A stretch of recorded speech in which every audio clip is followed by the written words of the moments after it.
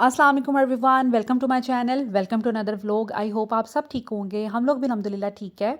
और आज की वीडियो बहुत मज़े की होने वाली है। वीडियो लंबी ज़रूर है, लेकिन अगर मज़ा ना आया तो पैसे वापस।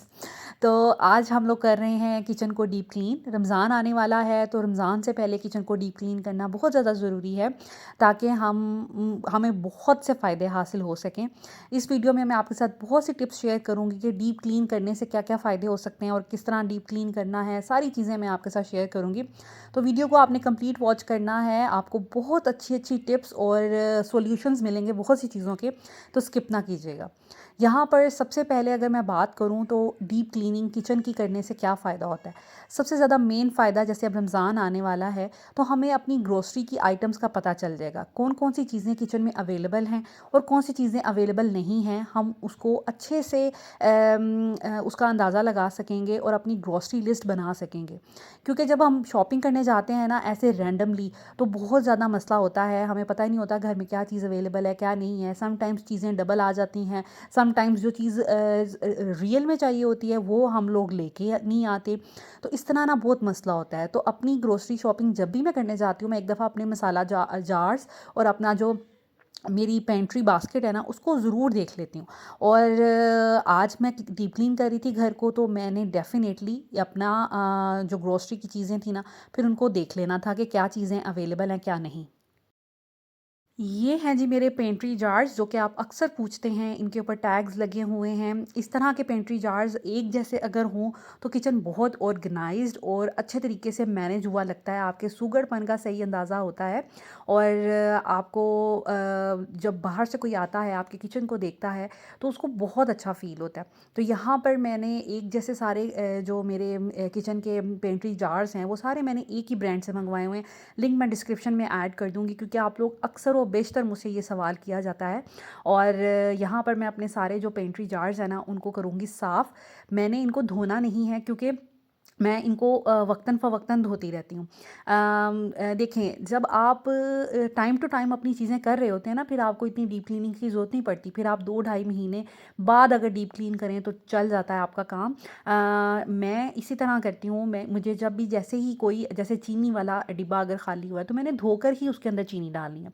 इसी तरह पत्ती वाला अगर खाली हुआ है, तो मैंने धोकर ही पत्ती डालनी है। तो इस तरह मेरे टाइम टू टाइम चीज़ें सारी साफ़ होती हैं। हाँ, किचन में रफली जब हम लोग काम कर रहे होते हैं या जल्दबाजी में कोई काम कर रहे होते हैं, तो फिर क्या होता है कि हमारे चिकनाई वाले हाथ जो हैं वो इन चीज़ों को लगते हैं। तो उसको साफ़ करने के लिए मैंने एक मिक्सर तैयार किया है, जो कि बहुत ज़्यादा इफ़ेक्टिव है। और मैं अपने सारे जो जार्स हैं ना, उससे साफ़ कर लूँगी।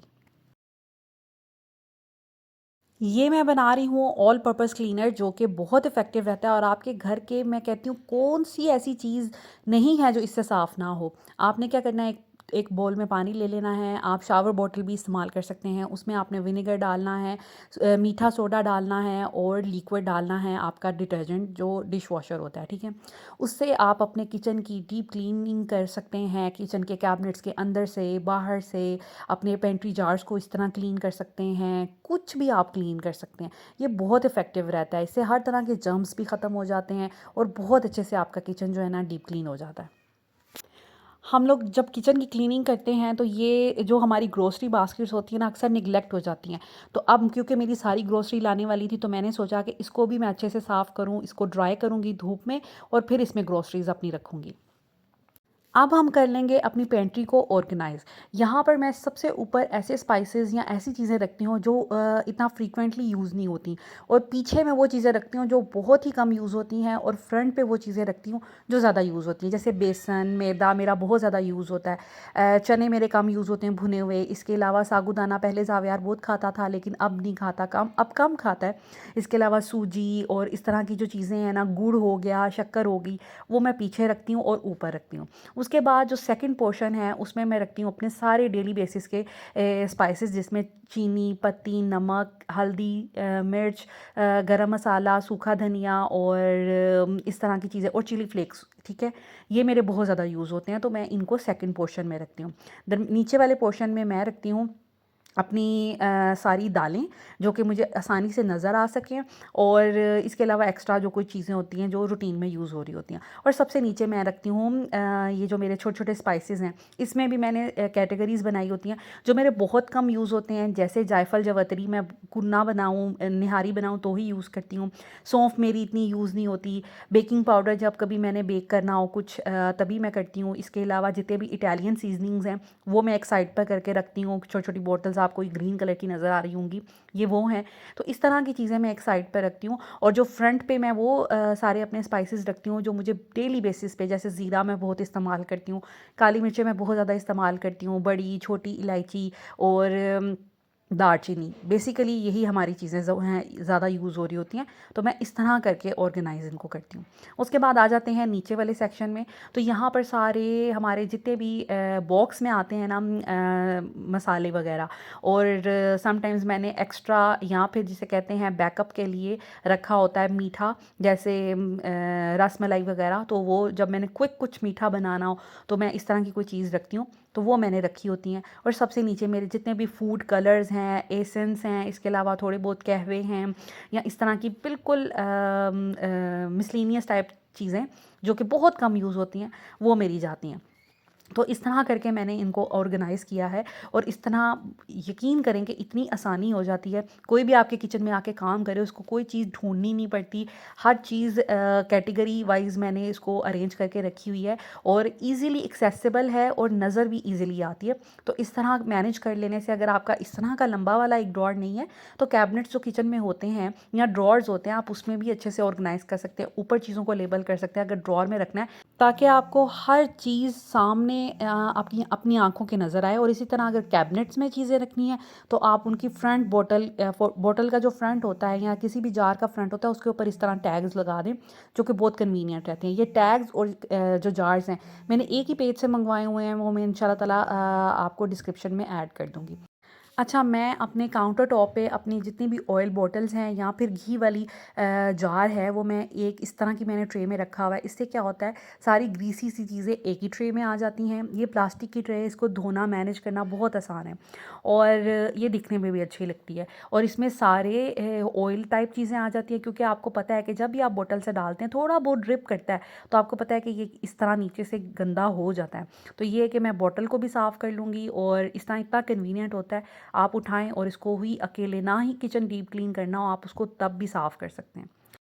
जिन जार्स में ऑलरेडी चीज़ें थी उनको तो मैंने ऊपर से साफ़ कर लिया था, लेकिन कुछ जार्स ऐसे थे जो खाली थे।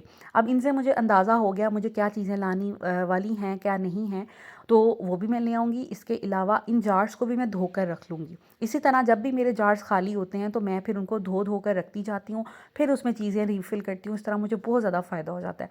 अब मैं इसको उल्टा करके इसी तरह एक मैट के ऊपर रख दूँगी, और थोड़े से ये ड्राई होंगे तो मैं इसको धूप में रख दूँगी, ताकि ये अच्छे से हवा में भी ड्राई हो जाएँ, और इसमें सूरज की रोशनी जो है ना, धूप इसको लग जाए, ताकि ये बिल्कुल अच्छे से साफ़ सुथरे और हाइजीन हो जाएँ।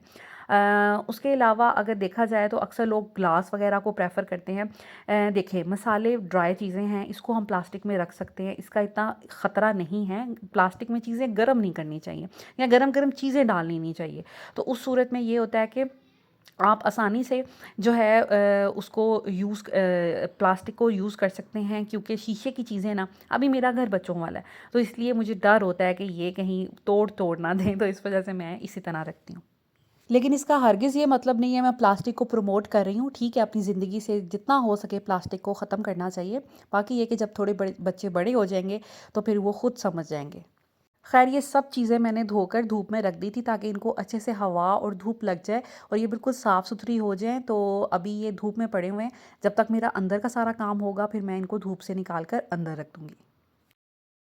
उसके बाद ये मेरी फ्राइंग वाली जो है, ये आपको पता है कि इसमें मैं ज़्यादातर बच्चों को फ्राई चीज़ें करके देती हूँ, तो ये अक्सर गंदी हो जाती है। इसी तरह इसका लिड भी, क्योंकि ये हमेशा काउंटर टॉप पे पड़ी रहती है, तो इसको मैं आज साफ़ करूँगी। और इसके अलावा जो हमारा यहाँ पर मैंने कुछ चीज़ें वगैरह, ऑयल वगैरह इसका निकाल के रखा हुआ है, और कुछ स्पाइसेस वगैरह भी निकाल के रखे हैं। उसके बाद जो हमारा रोटी का डिब्बा होता है, जिसमें खुश्क आटा हम डाल के रखते हैं, और हमारा बेलन और रोलिंग पिन वगैरह, वो भी बहुत गंदा हो जाता है। उसको भी अगर डीप क्लीन किचन कर रहे हैं, तो लाज़मी इसको भी टाइम दें, इसको भी साफ़ करें। अभी मेरा आटा ऑलमोस्ट ख़त्म होने वाला था, मैंने एक प्याली में आटा डाल दिया है और अब मैं इसको भी अच्छे से साफ़ करके, खुश्क करके, धूप लगवा कर तो फिर इसमें दोबारा आटा डाल लूँगी। और देखें हमारा ये जो बोर्ड है रोटी बनाने वाला, ये भी काफ़ी गंदा हो गया है। अच्छा जी, अब इसके बाद हम एक और टिप मैं आपके साथ शेयर करूँगी। ये जो हमारे वुडन स्पैचुलास होते हैं या हमारी खाना पकाने वाले चम्मच होते हैं, ये भी वक्त के साथ साथ बड़े गंदे हो जाते हैं, मैले हो जाते हैं और रंग तो इनका खैर ख़राब हो जाता है क्योंकि हम हल्दी वाले खाने बनाते हैं, इस वजह से हमारे स्पैचुलास इस तरह के हो जाते हैं। लेकिन ये अच्छे से साफ़ नहीं होते हैं। हम डेली बेसिस पे इनको साफ़ तो कर रहे होते हैं, साफ़ हमें लग भी रहे होते हैं, लेकिन इनकी भी डीप क्लीनिंग करनी बहुत ज़्यादा ज़रूरी है। इसके लिए मैं आपके साथ टिप एक शेयर करूँगी।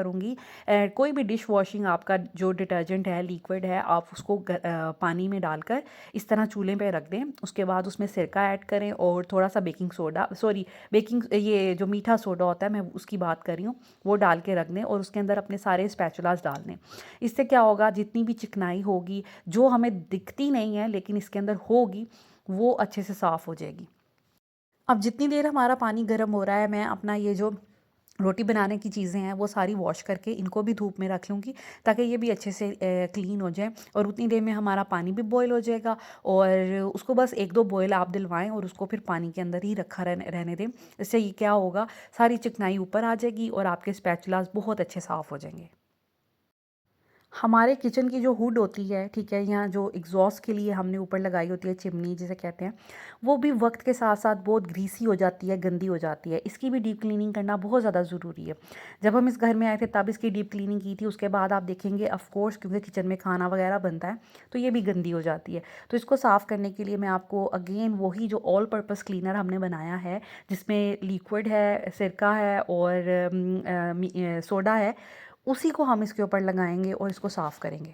करना आपने क्या है कि आपने इसको गीला गीला, जैसे आपने कपड़े को निचोड़ना नहीं है और इसके ऊपर सारा फैला देना है। उससे क्या होगा, थोड़ा वेट रहेगा तो इसकी जो चिकनाई है वो सारी सॉफ्ट होके बाहर आ जाएगी। मैंने बस फ्रंट से साफ़ कर लिया ताकि फ्रंट जो इसका डिजिटल पैनल है वो ख़राब ना हो। बाकी ऊपर से बिल्कुल कोई जगह ऐसी नहीं है कि जो इसके अंदर जा सके, तो उसके ऊपर मैंने गीला गीला कपड़ा सारा अंदर और पानी भी जितना था वो ऊपर स्क्वीज़ कर दिया ताकि अच्छे से साफ़ हो जाए। यही प्रोसीजर हम चूल्हे के साथ करेंगे, यही ऑल पर्पस क्लीनर हम यूज़ करेंगे। इसको भी रखेंगे ताकि जब तक हम दूसरे काम कर रहे हैं ये दोनों चीज़ें अच्छे से सॉफ्ट हो जाएँ, इसकी ग्रीस और सारा जो भी गंदगी इस पे लगी हुई है वो सारी साफ़ हो जाए और आपका चूल्हा और किचन जो हुड है वो अच्छे से साफ़ हो जाए। मीनवाइल मैंने क्या किया, मैंने वही क्लीनर जो है वो यूज़ किया है और उससे अपने जो मेरे कैबिनेट्स हैं किचन के, उसके जो डोर्स हैं वो साफ़ करूँगी। अंदर से कैबिनेट्स मैं वक्तन फ़वक्तन अरेंज करती रहती हूँ, ऑर्गेनाइज़ करती रहती हूँ, तो उनको साफ़ और उनको ऑर्गेनाइज़ करने का ऐसे यहाँ पर आज कोई ज़रूरत नहीं थी। लेकिन बाहर से ये काफ़ी अरसे से मैंने इनको साफ़ नहीं किया था। जब जब घर आए थे इस घर में तभी इसको किचन को डीप क्लीन किया था। उसके बाद मैं आज कर रही हूँ तकरीबन 2 ढाई महीनों के बाद। तो बस यहाँ पर मैं सारे कैबिनेट्स में उसी ऑल पर्पस क्लीनर को यूज़ करते हुए पहले बाहर से एक दफ़ा इस तरह साफ़ कर लूँगी और उसके बाद सादे कपड़े से, मतलब पानी से धोकर वो कपड़ा यूज़ करती जा रही हूँ और अपने सारे कैबिनेट्स जो हैं ना, मैं उनको साफ़ करती जा रही हूँ। साथ साथ इनके हैंडल्स वगैरह भी साफ़ हो रहे हैं। ऊपर से मैं किचन को साफ़ कर चुकी थी पहले ही, तो ऐसा इतना गंदा नहीं है। बाकी ये कि कैबिनेट्स गंदे थे क्योंकि चिकनाई वाले हाथ समटाइम्स लग जाते हैं और कोई ना कोई पानी का छींटा या कुछ भी गंदे हो जाते हैं। तो किचन के ऊपर वाले मैंने कैबिनेट साफ़ कर लिए थे, नीचे वाले अभी नहीं किए, वो इसलिए क्योंकि पहले हम करेंगे किचन की बैक वॉल और स्लैब साफ़, उसके बाद नीचे वाले कैबिनेट्स में आएंगे। तो मीनवाइल मैंने दूसरी साइड पे आ गई हूँ और दूसरी साइड पे मैंने ये वाले जो कैबिनेट्स हैं ना, इसको साफ़ कर लिया है और जो फ्रिज के ऊपर से है हम उसको साफ़ कर लेंगे। उसको भी मत भूलिएगा, हम फ्रिज के अंदर फ्रिज को साफ़ तो कर लेते हैं लेकिन फ्रिज के ऊपर वाले हिस्से को भूल जाते हैं, तो उसको हरगिज़ ना भूलें। उस पर भी बहुत डर्ट और ग्रीस सी जमी होती है क्योंकि वो किचन में हर वक्त पड़ा रहता है, तो उसकी भी सफाई का ख्याल रखा कर। तो बस यहाँ पर सारे कैबिनेट्स ये वाले भी मैं फ्रंट इनके डोर जो है साफ़ कर रही हूँ। इसके अलावा मैं नीचे वाला अपना जो मेरा अवन लगा हुआ है बेकिंग के लिए, उसको भी मैंने क्लीन कर लिया था और अपने ऊपर वाले अवन को भी मैंने क्लीन कर लिया था। कुछ चीज़ों की क्लिप्स जो हैं वो मुझसे मिस हो गए क्योंकि वीडियो बहुत लंबी हो रही थी, तो काफ़ी चीज़ों के क्लिप्स मैंने डिलीट कर दिए। अब आप देखें ये पानी में सोख रहा है और इसके ऊपर चिकनाई आप चेक करें ज़रा। ये वो चिकनाई है जो हमें नज़र नहीं आती और स्पून्स के ऊपर लगी रह जाती है। मैंने इसके हैंडल्स भी पानी में डिप कर दिए थे ताकि हैंडल्स वाली साइड भी ग्रीस वगैरह उसमें से भी उतर जाए। और ये सारी देखें चिकनाई ऊपर आ गई है। दिखने में हमें चम्मच साफ़ लग रहे होते हैं ये वाले, लेकिन ऊपर आपको आसानी से नज़र आ रही है कि ये चिकनाई है जो कि अब उतर गई है। अब मैं इसको गरम-गरम को ही धो लूँगी लिक्विड के साथ, ताकि ये अच्छे से साफ़ हो जाए। ख़ैर अभी तो ये इसके अंदर पड़ा हुआ है। अभी मैं ड्रॉर्स में से सारी चीज़ें निकाल रही हूँ, जितने भी मेरे चम्मच वगैरह हैं उन ट्रेस को निकाल रही हूँ और मैंने ड्रॉर्स को भी साफ़ करना है और इन चम्मच को भी धो लूँगी। वैसे तो हम धोकर रखते हैं और अभी कोई कॉकरोचेस वगैरह किचन में नहीं है, और किचन की इस तरह डीप क्लीनिंग्स अगर वक्तन फ़वक्तन होती रहे ना तो कॉकरोच आएंगे भी नहीं इंशाल्लाह ताला। बाकी ये है कि इस ड्रॉर को मैंने साफ़ करना है क्योंकि ये नीचे से थोड़ा बहुत गंदा हो रहा है। चूल्हे के ऊपर अगर कोई चीज़ नीचे गिरती है तो वो ड्रॉर के अंदर भी थोड़ा बहुत आ जाता है, तो ऊपर वाले ड्रॉर का ये नुकसान है। तो इसलिए इसको मैं अच्छे से ज़रा साफ़ कर लूँगी उसी ऑल पर्पस क्लीनर के साथ, और उसके बाद जितने भी चम्मच वगैरह मेरे हैं उनको भी मैं धो लूँगी। तो यहाँ पर बहुत आसानी से ये साफ़ हो गया। ये किचन इस मामले में बहुत अच्छा है कि ये साफ़ करो तो दिखता है साफ़। पुराने घर का किचन जो था ना उसके शीट ही ऐसी थी कि वो अजीब सी लगती थी, ऐसे जैसे डस्ट है उसके ऊपर। खैर बाहर से तो वो बहुत अच्छे साफ़ हो जाते थे, मैं कैबिनेट्स के अंदर की बात कर रही हूँ। खैर यहाँ पर मैंने ये जो मेरे स्पून वाला ऑर्गेनाइज़र है इसको भी साफ़ कर लिया था। एक बड़ी सी मैंने इस तरह की बास्केट रखी हुई है, जो दूसरे किचन के जो टूल्स होते हैं ना उसमें मैं वो रखती हूँ। तो अब यहाँ पर मैं सारे स्पून्स और बाकी चीज़ें भी वॉश कर लूँगी। चूल्हा तो हम लोगों ने साफ़ कर लेना है, लेकिन ये जो चूल्हे के ऊपर वाले ये स्टैंड्स होते हैं और बर्नर होते हैं वो जो उसके उसको भी हम पानी में भिगो कर रख देंगे ताकि ये भी अच्छे से जो भी चिकनाई इसके ऊपर लगी हुई है वो साफ़ हो जाए। यहाँ पर मैंने वही पानी यूज़ किया है जिसमें मैंने स्पैचुलास डाले थे, क्योंकि सिलेंडर है, हमने गैस को भी सेव करना है, पानी को भी सेव करना है, तो हम वही गरम पानी इसके अंदर डाल देंगे। साथ मैंने काला तेल डाला है और थोड़ा सा डिश वॉशर जो होता है लिक्विड वो डाला है। अब मैंने इसमें से स्पैचुलास तो निकाल लिए थे। अब मैं इन स्पैचुलास को लिक्विड के साथ अच्छे से धो लूँगी ताकि इसमें एक ये बिल्कुल अच्छे साफ़ हो जाए। और उसके बाद इसका क्या करना है वो आगे चल के आपको पता चलेगा। इसको बस हम लोगों ने अच्छे से वॉश करके थोड़ा ड्राई करना है। अगर धूप लगवाना चाहें तो धूप भी लगवा सकते हैं। तो बस धूप में इसको रख दें या वैसे ही इसको रैक में रख के ड्राई होने दें। ड्राई होने के बाद फिर हम इसका दूसरा स्टेप करेंगे कि इसको किस तरह फिर हमने इसके अंदर जो शाइन है वो लेके आनी है, क्योंकि अभी ये बिल्कुल ड्राई हो चुके हैं। मीनवाइल मैंने यहाँ पर अब अपनी बैक जो वॉल है किचन की वो और अपनी स्लैब जो है काउंटर टॉप उसको साफ़ करना है, क्योंकि ये भी गंदी होती है। और साथ साथ आपके जितने भी स्विच बोर्ड्स वगैरह हैं उनको भी क्लीन कर लें, क्योंकि वो भी वक्त के साथ साथ गंदे और ग्रीसी से हो जाते हैं, तो उनको भी लगे हाथ साफ़ कर लें। लेकिन उसमें ख़्याल ये रखिएगा कि कपड़ा बहुत ज़्यादा गीला नहीं हो, स्विच बंद होना चाहिए, या फिर मेन जो स्विच है ना उसी को बंद करके फिर आप अपने घर के जितने भी स्विच बोर्ड्स होते हैं ना उनको साफ़ कर लिया करें मेन स्विच जब बंद हो जाए। तो साफ़ करने के बाद थोड़ा ड्राई हो ले तो मेन स्विच जो है वो ऑन कर दें और उसी में आप दिन के टाइम में ही ये काम कर लें ताकि आपको अंधेरे से कोई इशू भी ना हो। अब यहाँ पर मैंने जो किचन जो ऊपर वाली थी हुड, इसमें मैंने जो डिटर्जेंट पहले लगाया हुआ था अब वो तो लगा हुआ है, थोड़ा ड्राई भी हो गया है, लेकिन अब मैं मज़ीद स्पॉन्ज लूँगी और उसके साथ मैं जो लिक्विड होता है बर्तन धोने वाला या साबुन उसके साथ अच्छे से इसको रगड़ूंगी ताकि ये अच्छे से साफ़ हो जाए। काफ़ी हद तक ग्रीस इसकी उतर गई थी। बाकी ये कि थोड़ी बहुत जो रह गई थी वो फिर इससे जो हमने अभी रगड़ा है उससे साफ़ होगी। आप किसी ब्रश का भी इस्तेमाल कर सकते हैं और स्टील की जो आती है बर्तन धोने वाली उससे भी आप साफ़ कर सकते हैं। बस फिर आप इसी तरह गीले कपड़े साफ़ से उसको उसका जितना भी डिटर्जेंट वगैरह वाला लगा हुआ है वो साफ़ कर दें। और मैं जब डीप क्लीनिंग करती हूँ ना तो ऑफ़ कोर्स मैंने महीने के बिल्कुल शुरू में करनी होती है। तो अभी जैसे मेरा ये स्पॉन्ज और ये स्टील की जो है ये मैंने अब साफ़ करके किचन तो क्योंकि ये भी ग्रीसी सी हो जाती हैं गंदी हो जाती हैं फिर इनको फेंक देती हूँ। तो और आप फिर इस तरह कर सकते हैं कि जब आपने डीप क्लीनिंग करनी हो तो अपना पुरानी स्क्रबर और पुराना स्पॉन्ज वगैरह यूज़ करें और उसके बाद फिर उसको फेंक कर तो नया यूज़ कर लें। अभी ये जो हुड है ये ऊपर ये नीचे वाली साइड से मैं इसको स्टील की जो होता है बर्तन धोने वाला उसके साथ साफ़ कर रही हूँ। उससे बहुत अच्छा चिकनाई वगैरह इतनी ज़बरदस्त साफ़ हुई है कि अंदर से चमक रहा है, और आप भी देख रहे होंगे काफ़ी हद तक अंदाज़ा दिखने से भी हो जाता है।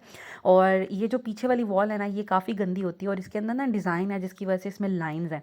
तो इसको भी मैं उसी स्टील वाली के साथ ही साफ़ कर रही हूँ, क्योंकि ये वाला जो पार्ट है ना ज़्यादा गंदा होता है यहाँ पर, क्योंकि कुकिंग हो रही होती है। बाकी जो इतनी टाइल्स हैं पूरे किचन की वो इतनी ज़्यादा मैली नहीं होती, या उन पे कोई ऑयल कुछ ऐसा कभी भी नहीं हुआ। मेरी हमेशा से ये जो फ्रंट वाली वॉल है ना यही गंदी होती है। ऊपर से मैंने सारा साफ़ कर लिया, अब बारी आती है पीछे वॉल भी मैंने साफ़ कर ली, अब बारी आती है हमारे चूल्हे की। अब इसको हम साफ़ करेंगे। इसको काफ़ी खैर मेहनत लगी थी, क्योंकि मैं काफ़ी दिनों से इसको निगलेक्ट कर रही थी। और हुसैन भाई किचन का काम जब करते हैं, मैं करती हूँ कुकिंग वगैरह और बर्तन भी साथ साथ धोती हूँ, लेकिन जैसे नाश्ता वगैरह हुसैन भाई बना देते हैं, इसके अलावा समटाइम्स जिसे कहते हैं कि चाय वगैरह बना देते हैं, तो मेरा ना नज़र इतनी नहीं पड़ी इस जो चूल्हा था मेरा, तो इसको मैंने साफ़ किया। बाकी तो सारा ठीक था। ये एक जो है ना हमारा बहुत ज़्यादा यूज़ होता है, क्योंकि इसमें गैस ज़्यादा अच्छी आती है सिलेंडर की। तो ये क्योंकि ज़्यादा यूज़ होता है इसलिए गंदा भी बहुत ज़्यादा हो गया था। और इसके ऊपर क्योंकि इसका ऊपर स्टैंड होता है तो मुझे नज़र ही नहीं आ रहा था। तो मैंने फिर देखा तो बहुत ज़्यादा गंदा हो गया था। तो अभी मैंने इस पे थोड़ा-सा काला तेल डाला है कि काला तेल जो होता है ना वो स्टेनलेस स्टील पे काम नहीं इतना करता अच्छा, उससे स्टील जो है ख़राब हो जाता है। वो सिल्वर के बर्तनों के लिए बेस्ट है। लेकिन फिर भी मैंने डाल के इसको फ़ौरन से रब करना शुरू कर दिया ताकि ये साफ़ हो जाए, और इस पे मुझे अच्छा ख़ासा टाइम लग गया था। बाकी चूल्हा तो इतना गंदा नहीं था क्योंकि वो कम यूज़ होता है। ये वाला पार्ट क्योंकि ज़्यादा यूज़ होता है तो इस पे बहुत मेरी मेहनत लगी। बाकी मैंने अंदर तक जो इसके जहाँ से आग आती है, गैस आती है, ये वहाँ से मैंने अंदर तक भी मैंने फिंगर से कपड़ा डालकर तो उसको साफ़ करने की कोशिश की है। काफ़ी हद तक ये साफ़ हो गया है। अच्छा जी, तो ये जो हमारे स्पैचुलाज़ होते हैं, किचन के टूल्स वग़ैरह होते हैं, जो हमने समटाइम्स काउंटर टॉप पे रखे होते हैं, ये भी काफ़ी मैले हो जाते हैं। इसके अलावा ये जो मिटन्स होते हैं हमारे सिलिकॉन के बने हुए गर्म चीज़ें वग़ैरह पकड़ने के लिए, ये भी वक्त के साथ साथ गंदे हो जाते हैं, ग्रीसी हो जाते हैं, क्योंकि ये सारी चीज़ें काउंटर टॉप पे पड़ी होती हैं। तो इनको भी हम साफ़ कर लेंगे। ये देख सकते हैं आप कि हालांकि इसमें धोकर हम रखते हैं स्पून्स, लेकिन फिर भी समटाइम्स चिमटा जो होता है वो हर दफ़ा नहीं धुलता, तो इस वजह से उसमें से थोड़ा बहुत ऑयल जो है वो ड्रिप होता है, जिसकी वजह से ये गंदा हो जाता है। बाकी जो चीज़ें हैं मेरी, ये दो होल्डर्स थे, ये इतने मैले नहीं थे, सिर्फ इन पर डस्ट लगी हुई थी। लेकिन वो जो है ना जिस पे मैं अपना चिमटा वगैरह रखती हूँ, तो वो ज़रा मैला हुआ हुआ था, तो उसको मैंने अच्छे से साफ़ करना था। बाकी मेरी ये जो ट्रे है, ये है तो रैटन ट्रे, लेकिन इसको धोते तो नहीं है, लेकिन इसको अगर धो लें तो इसका कोई नुकसान नहीं होता, क्योंकि आउटडोर भी इस तरह का फ़र्नीचर यूज़ होता है। तो इसको भी मैं वॉश कर लूँगी, क्योंकि ये काफ़ी अरसे से मैंने वॉश नहीं की, सिर्फ इसको साफ़ कर लेती हूँ मैं ब्रश से, लेकिन आज मैंने इसको वॉश भी करना है, तो ये काम भी हम कर लेंगे। मैंने चूँकि किचन की सारी चीज़ें उठाकर डाइनिंग टेबल पर रखी थी, तो ज़ावियार भी वहाँ पर फिरता है। तो मैं ये वाला पार्ट जो है किचन का साफ़ हो गया था, तो मैंने सोचा कि क्यों ना यहाँ की चीज़ें वो एटलीस्ट सेट करके रखूँ, क्योंकि ज़ावियार जो है ना उससे चीज़ें बचाना बहुत मुश्किल हो जाता है। हर चीज़ उसको पकड़ना होती है। तो बस यहाँ पर मैंने ये ट्रे भी साफ़ हो गई थी। मैंने इन बॉटल्स को भी, सारों को, जार और बॉटल को भी मैंने अच्छे से धो कर ड्राई कर लिया था, और अब मैं इनकी चीज़ों को अपनी इनकी प्लेस पर रख दूँगी, ताकि जो चीज़ें जहाँ की हैं वहाँ पे सेट हो जाएँ साथ साथ, और बाकी चीज़ें मैं बाद में कर लूँगी। अब आ जाते हैं जी बारी इन स्पैचुलास की। अब ये देखिए ये बिल्कुल साफ़ हो गए हैं, और साफ़ होने की आलम ये है कि ये ड्राई हो गए हैं, और ड्राई से होने से इसकी रंगत भी बदल गई है। अब इस पे शाइन कैसे लाई जाए और इसको कैसे प्रेजेंटेबल बनाया जाए, तो ये देखिए आपने कोई भी किचन टॉवल इस तरह का ले लेना है, टिश्यू ले लेना है या कॉटन ले लें, उसके ऊपर थोड़ा सा ऑयल लगाएं, कुकिंग ऑयल। उसके साथ आपने क्या करना है, इसको अच्छे से एक दफ़ा जिसे कहते हैं पॉलिश कर देना। तो उससे क्या होगा, इसके ऊपर शाइन आ जाएगी, और ये जो ड्राई सा और इसका रंग सा अजीब सा हुआ है ना, ये भी बिल्कुल ठीक हो जाएगा। तो आपके स्पैचुलास बिल्कुल नए जैसे हो जाएंगे। हाँ, ऑफ कोर्स जहाँ से ये जले हुए हैं, या फिर ये हल्दी की वजह से इसका रंग जहाँ से ख़राब हुआ हुआ है, वो तो ठीक नहीं होता, क्योंकि ये बहुत पक्का रंग होता है। लेकिन ये कि काफ़ी हद तक ये साफ़ हो गए हैं, आपको इनर सेटिस्फेक्शन के लिए काफ़ी है कि ये साफ़ भी हो गए हैं, शाइनी हो गए हैं, अच्छे से धुल गए हैं। तो ये कुछ इस तरह की इसकी लुक निकली है। अब बारी आती है जी इन स्पैचुलास को इनकी प्रॉपर प्लेस पे रखने के लिए। होल्डर्स वगैरह भी मैंने साफ़ कर दिए थे, तो अब उनको मैं ऑर्गेनाइज़ कर दूँगी। इस होल्डर में मैंने रखे होते हैं सारे अपने वुडन स्पैचुलास। ये जो ब्लैक वाला है इसमें तो इसी की ये तो एक ही सेट था, तो इसलिए इसको मैं इसी में रखती हूँ। और ये जो वाइट वाला है इसमें मेरे सारे कुकिंग टूल्स आते हैं, नाइफ़ आती हैं। नाइफ़ इसलिए मैं काउंटर टॉप पे रखती हूँ तो क्योंकि ज़ावियार का हाथ नहीं यहाँ तक पहुँचता और बच्चे भी नहीं छेड़ते, उनको समझाया हुआ है। तो यहाँ पर सारे जितने भी मेरे यूज़ के टूल्स होते हैं ना, सारे इसमें आ जाते हैं। ये ट्रे भी मैंने वॉश कर ली थी और इसकी सॉरी आपको दिखा नहीं सकी, बिफ़ोर भी नहीं दिखा सकी, आफ्टर भी नहीं दिखा सकी, लेकिन ये बहुत हद तक साफ़ हो गई थी। मैंने ब्रश से अच्छे से इसको साफ़ किया था, धोया था और इसको धूप में मैंने रख दिया और धूप भी बड़ी ज़बरदस्त निकली हुई थी कि ये बिल्कुल ड्राई हो गई। तो अब बस ये मेरी स्पैचुलास की जो ट्रे है ये रेडी है। इसमें मैं थोड़ा-सा एक छोटा-सा प्लांट भी रख देती हूँ, थोड़ा अच्छा लगता है। और बाकी इसमें मैं अपना एग जो बॉयलर है वो भी रख देती हूँ। उसके बाद आ जाते हैं इस रैक की तरफ, जो मैंने अपने उस काउंटर टॉप उस कॉर्नर को डेकोरेट करने के लिए रखा हुआ है। इसमें मैं अपने स्नैक्स वगैरह भी रखती हूँ। उसको मैंने साफ़ कर लिया था और जितनी भी इसकी अब क्योंकि दूसरी साइड अब नीट भी हो गई थी और ड्राई भी हो गई थी और सारी चीज़ें मैंने जो काउंटर टॉप की थी वो एक साइड पर अब उस साइड पर रख दी थी। अभी मैंने ये वाला कॉर्नर साफ़ करना है, तो अब हम इस तरफ आ जाएंगे। इसकी भी वही अगेन प्रोसीजर होगा। पहले हम वॉल साफ़ करेंगे, साथ में इसके स्विच बोर्ड्स भी साफ़ कर लेंगे और फिर हम काउंटर टॉप को साफ़ कर लेंगे और फिर हम नीचे वाले कैबिनेट्स को साफ़ कर लेंगे। तो ये इसका सारा तरीक़ाकार होगा। अब ये भी साफ़ मैंने कर लिया था और ये रैक मैंने वापस रख दिया है। सॉरी, ये रैक आपको हिलता हुआ नज़र आ रहा होगा, वो इसलिए क्योंकि इसको मैंने फ़ुज़ूल से एक स्क्रू ड्राइवर के साथ कसा था, जो कि इसका था भी नहीं, शायद नाइफ़ के साथ किया था, तो वो बिल्कुल हिल रहा है। तो मुझे टाइम ही नहीं मिलता मैं हस्बैंड से कहूँ कि आप इसको ड्रिल से दोबारा ठीक कर दें। ख़ैर, यहाँ पर मैं इसके बाकी जितने भी जार्स वग़ैरह हैं वो दोबारा रख दूँगी और ये वाला कॉर्नर भी हमारा रेडी हो गया है और यहाँ पर सारे स्पैचुलास आ जाएँगे जो यहीं पे अब मैं रखती हूँ। उसके बाद ये बास्केट्स भी ड्राई हो गई थी, ट्रे भी ड्राई हो गई थी, तो इसमें जो भी किचन के ड्रॉअर में रखने वाले मेरे होते हैं ना कुछ बड़े-बड़े से मैंने इसके अंदर रखे होते हैं अपने टूल्स, तो वो मैं रख लेती हूँ। बेलन भी इसके अंदर आ जाता है। उसके बाद ये ट्रे जो है इसमें मेरे सारे सर्विंग वाले और खाने वाले जो चम्मच, कांटे और नाइफ़ वग़ैरह हैं, वो आ जाती हैं। बच्चों के प्लास्टिक के स्पून्स वग़ैरह आ जाते हैं, जो बच्चों के लिए सेफ़ हैं। ज़ावियार को भी सम टाइम फ़ोर्क वग़ैरह देना होता है, तो मैं यही वाला देती हूँ और बाकी क्लिप्स वग़ैरह, कुछ एक्स्ट्रा पाइप्स वग़ैरह वो इसके अंदर आ जाएँगे। तो हमारी ये बास्केट भी रेडी होगी। अब यहाँ पर जी मैंने अपने किचन के नैपकिन्स को भी ऑर्गेनाइज़ कर लिया है। इनको मैंने फ़ाइल सिस्टम के अकॉर्डिंग ऑर्गेनाइज़ किया है ताकि मुझे ऊपर से ही सारे नज़र आ जाएँ। ये जो वाइट वाले हैं ये मैं रखती हूँ जैसे मेहमानों के लिए, या फिर जैसे रमज़ान है या वैसे भी नेबर्स के घर कुछ भिजवाना हो तो वाइट नैपकिन्स में अच्छा लगता है, तो ये उसके लिए मैंने रखा हुआ है। इसके अलावा जो बाकी नीचे वाले नैपकिन्स हैं ये वाले रूटीन के हैं, रूटीन में भी यूज़ हो जाते हैं और गेस्ट के लिए भी यूज़ हो जाते हैं, क्योंकि ये मुझे बहुत पसंद है वाइट कलर के। और मेरी कोशिश होती है वाइट कलर के नैपकिन्स लूँ या कोई चेक वाला डिज़ाइन लूँ, इसमें प्यारे लगते हैं और ना बड़ा एक सलीका और तरीका आपका नज़र आता है। तो इस तरह करके मैंने अपने नैपकिन्स भी ऑर्गेनाइज़ कर लिए हैं। अब हम अपना जो ड्रॉअर है उसको ऑर्गेनाइज़ कर लेंगे। चीज़ें हमने अपनी सारी अपने प्रॉपर प्लेस पे रख ली हैं। अब बस हमने इस जो ड्रॉअर को साफ़ भी कर लिया था, अब इसमें हम अपनी ट्रेज़ वग़ैरह रख लेंगे। ये बड़ा अच्छा ऑर्गेनाइज़ हुआ हुआ है, इसका साइज़ भी इतना स्पेशियस है कि इसमें मेरी सारी चीज़ें आ गई हैं, जो कि मैं उस घर में 2 ड्रॉअर्स में रखती थी, एक ड्रॉअर में आ गई हैं। तो बाकी ये कि इसके अंदर मेरा जो स्पून रेस्ट होता है वो भी मैं इसके अंदर रख लेती हूँ, नैपकिन्स भी इधर आ जाते हैं, तो बड़ा ज़बरदस्त रह जाता है। उसके बाद ये जो आपको जगह खाली नज़र आ रही है, यहाँ पर मैं ऐसे नैपकिन्स रखती हूँ जो भी मैंने रूटीन में लगाए होते हैं, जैसे रोटी बनाने के लिए नीचे रखने के लिए, कोई चीज़ पकड़ने के लिए। तो इस तरह के 2-3 मैंने रफ़ से इधर साइड पे रखे होते हैं जो रूटीन में चल रहे होते हैं और फिर 2-3 दिन बाद उनको धो लेती हूँ। नीचे वाला जो कैबिनेट है ड्रॉअर है सॉरी, इसमें मेरी बड़ी चीज़ें पड़ी होती हैं, जस्ट लाइक ये मेरे लाइनर्स एयर फ्रायर के। इसके अलावा फूड स्टोरेज बैग्स जिपलॉक वो रखे होते हैं। इसके अलावा क्लिंग फिल, एलुमिनियम फॉयल और इस तरह की चीज़ें, ट्रैश बैग्स। इसके अलावा मेरे दस्तरखान, मैट्स, टेबल के जो डाइनिंग टेबल के होते हैं, इस तरह की सारी चीज़ें मैंने यहाँ पे रखी होती हैं। और सबसे नीचे वाले ड्रॉअर में मैंने अपने सारे फ्राइंग पैन, परात और छोटी-छोटी ये जो देगची हैं, दूध, चाय, अंडे वगैरह बॉयल करने के लिए, तो वो चीज़ें मैंने रखी होती हैं। अब जी ये रैक भी मैंने हुसैन भाई से कहा था बाहर रख के तो इनको धो दे। उन्होंने ये रैक भी धो दिया था तो हमारा ये काम भी डन हो गया।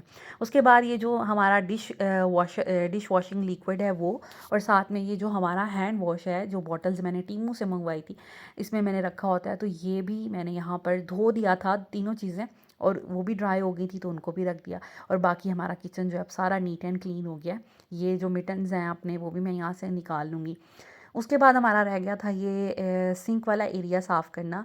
जो मैंने रैक वॉश किया था ना तो उसको नीचे से मैंने उसकी जगह भी साफ़ कर ली थी, तो वो तो हो गया था। बस अब ये वाली जगह रह गई थी, इसको मैं साफ़ करूँगी। अच्छा मुझे प्लीज़ कोई गाइड कर दे कि ये टैप बहुत गंदी है, इसको मैं किस तरह से साफ़ करूँ? ये नहीं साफ़ हो रही मुझसे। मैंने बहुत आज भी मेहनत की है, रूटीन में भी करती हूँ, तो लेकिन ये कि ये नहीं साफ़ हो रही है। आप लोग मुझे प्लीज़ आइडिया दें। और ये सिंक भी देखिए इसमें रस्ट लगा हुआ है, आई डोंट नो क्यों, मटेरियल अच्छा नहीं है या क्या है। खैर मुझे ज़रूर बताइएगा। मैंने इसमें भी थोड़ा सा काला तेल डाला है ताकि थोड़ी सी इसमें शाइन आ जाए और ये ज़रा सही साफ़ हो जाए। तो लेकिन ये कि काला तेल डाल के इसे छोड़ना नहीं है, फ़ौरन से इसको धो लेना है क्योंकि वो फिर स्टेनलेस स्टील को ख़राब कर देता है, निशान डाल देता है।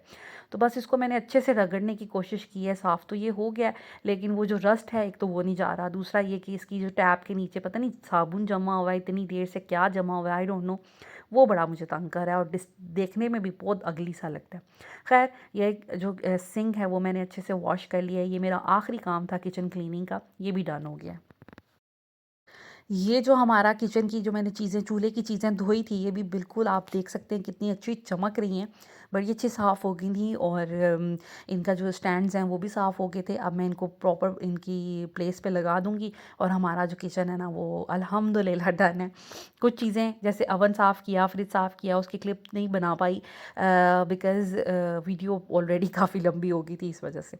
सो ये है हमारे किचन की लुक, और कितना अच्छा ऑर्गेनाइज हो गया है, साफ़ हो गया है, एक चीज़ साफ़ हो गई है।